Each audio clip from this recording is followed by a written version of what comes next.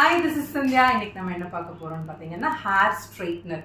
நிறைய பேருக்கு ஹேர் ஸ்ட்ரைட்டாக இருக்கணும், திக்காக இருக்கணும், ஒரே மாதிரி இருக்கணும், வேவியாலாம் இருக்கக்கூடாதுன்னு ஆசை இருக்குது. அவங்க என்ன பண்ணுறாங்கன்னா, நார்மலாக ஏதாச்சும் ஒரு ஸ்ட்ரைட்னிங் மிஷின் வாங்கிட்டு ரெகுலராக போட்டு அதை ஹீட் பண்ணி என்ன பண்ணுறாங்கன்னா ஹேரை டேமேஜ் பண்ணிக்கிறாங்க. ஜென்ரலாக நம்ம ஸ்ட்ரைட்னிங் பண்ணலாமான்னா பண்ணலாம். சில ப்ரொசீஜர்ஸ் இருக்குது. நம்ம ஹேரை ப்ரொடெக்ட் பண்ணிவிட்டு அதுக்கப்புறமா நம்ம இதெல்லாம் யூஸ் பண்ணும்போது பெனிஃபிட்ஸ் நம்மளுக்கு இன்னுமே அதிகம். ஸ்ட்ரைட்னர் யூஸ் பண்ணுறதுக்கு முன்னாடி நம்ம ஹேர் க்ளீனாக வாஷ் பண்ணியிருக்கணும். அதில் க்ரீமு ஏதாவது ஒன்று போட்டுட்டெல்லாம் நம்ம இது பண்ணக்கூடாது. அண்ட் ரொம்ப ட்ரையாக இருக்கிற ஹேர்லேயும் டைரெக்டாக நம்ம மெஷின்ஸ் யூஸ் பண்ணக்கூடாது. ஸ்ட்ரைட்னர் யூஸ் பண்ணும்போது இன்னொன்று நம்ம பார்க்க வேண்டியது என்னென்னா, ஹீட் ப்ரொடெக்ஷன் ஸ்ப்ரே ரொம்ப முக்கியம். ரெகுலராகவே நான் ஆஃபீஸ் போகும்போது ரெகுலராகவே ஸ்ட்ரைட்னர் வச்சு நான் ஸ்ட்ரைட் பண்ணிட்டு தான் போவேன்னு சொல்கிறவங்களுக்கு தான் இந்த வீடியோ. தென் இதிலிருந்து நம்ம என்ன பார்க்க போகிறோம்னா, அடுத்து நம்ம ஸ்ட்ரைட்னரில் எப்படி அதை ஹேண்டில் பண்ணுறதுன்னு பார்க்க போகிறோம். ரெண்டு சைடாக பிரிச்சிருக்கோம். இந்த சைட் பார்ட்டிஷனில் இப்போ நம்ம அயனிங் பண்ணி காமிக்க போகிறோம்.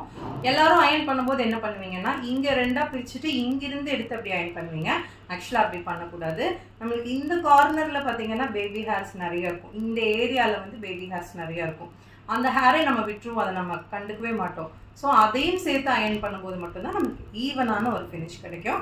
அதனால நம்ம என்ன பண்ணியிருக்கோம்னா, இந்த இயர் கிட்ட இருக்கிற ஹேர் மட்டும் ஃபஸ்ட்டு ஒரு பார்ட்டிஷனாக கொஞ்சமாக எடுத்துருக்கோம். இப்போ இதை நம்ம என்ன பண்ணலாம் அப்படின்னா, நம்மளோட கோம்பில் எந்த அளவுக்கு ஹோல்ட் ஆகுமோ, இதில் நம்ம எவ்வளோ ஹோல்ட் பண்ண முடியுமோ அந்த அளவுக்கு மட்டும் ஹேர் எடுத்துகிட்டு ஜென்டலாக இப்படி ஒரு அயன் பண்ணணும். மிஷினையும் சேர்த்து இப்படி ஹோல்ட் பண்ணிவிட்டு இப்படியே கீழே வரைக்கும் ஒரே மாதிரி நம்ம கொண்டு வரணும். அண்ட் எகெயின் அதே மாதிரி அந்த ஹேர் இங்கே லாக் பண்ணிவிட்டு அதுக்கப்புறம் தான் நம்ம இதை ரிலீஸ் பண்ணணும்.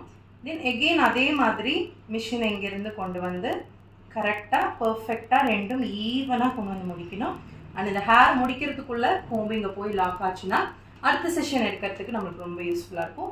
இந்த மாதிரி மெதுவாக ஜென்டலாக பண்ணாலே போதும், உங்களுக்கு ஒரு சூப்பரான ஃபினிஷ் கிடைக்கும். இப்போ பார்த்தீங்கன்னா ஈவனாக உங்களுக்கு லென்த்தாகவும் நல்லா ஷைனியாகவும் இந்த ஹேர் ஃபினிஷ் ஆகிருக்கு. இப்போ என்ன பண்ணலான்னா, இது நம்மளுக்கு ஓகே.